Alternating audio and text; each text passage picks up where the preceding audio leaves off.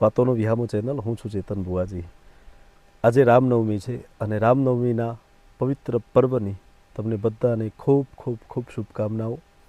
મિત્રો, વિચાર તો કરો કે અયોધ્યાની નગરીમાં રાજા દશરથના ઘરે રામજીના જન્મને હજારો વર્ષો વીતી ગયા, યુગ વીતી ગયા, તો પણ એ નામ, એ શબ્દ કોઈકની કોઈક રીતે આજે પણ દરેક હિન્દુ સનાતનીઓના હૃદયમાં, દરેક હિન્દુ સનાતનીઓના ઘર ઘરમાં આજે પણ રામ નામનો રણકાર હંમેશા સવાર સાંજ ચાલુ ને ચાલુ છે।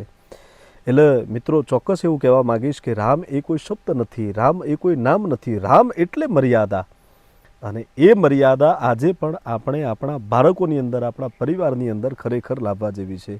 અભ્યાસની સાથે સાથે તમારા બાળકોને સનાતનની તાકાત શું, સનાતનમાં કોણ થઈ ગયું, સનાતનમાં કોણ કેવું જીવન જીવીને ગયું કે યુગો પછી પણ, યુગ જતા રહ્યા પણ યુગની એ વાતો, યુગનો એ ઇતિહાસ આજે પણ કોઈકની કોઈક જગ્યાએ જ્યારે કોઈ રામકથા થતી હોય, કે જ્યારે રામનું નામ લેવાતું હોય, કે રામના ભજન ગવાતા હોય, અથવા તો રામની કોઈ આપણા વડવાઓ વાતો કરતા હોય, તો પણ એ સુંદર ચિત્ર કે જે મર્યાદા પુરુષોત્તમ રામ છે એ આપણી આંખોની સમક્ષ, રામ કોઈએ જોયા નથી પણ ઉજાગર થઈ જતું હોય છે। એ રામને જીવંત રાખવાનો સમય આવી ગયો છે, સનાતનને જીવંત રાખવાનો સમય આવી ગયો છે।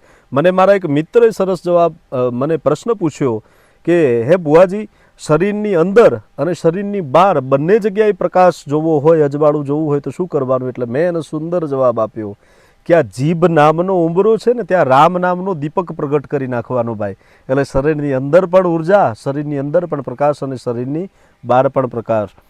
એટલે સનાતન ધર્મ આપણને શીખવે છે કે રામ આપણા શ્વાસમાં છે, સનાતન ધર્મ આપણને શીખવે છે કે રામ આપણા લોહીના એક એક કણમાં છે, સનાતન ધર્મ આપણને શીખવે છે કે હિન્દુસ્તાનના રજના કણ કણમાં રામ છે, સનાતન ધર્મ શીખવે છે કે બ્રહ્માંડના નવલખ તારામાં રામ છે, સનાતન ધર્મ એ શીખવે છે કે મારામાંય રામ છે ને તારામાંય રામ છે। જય સિયા રામ।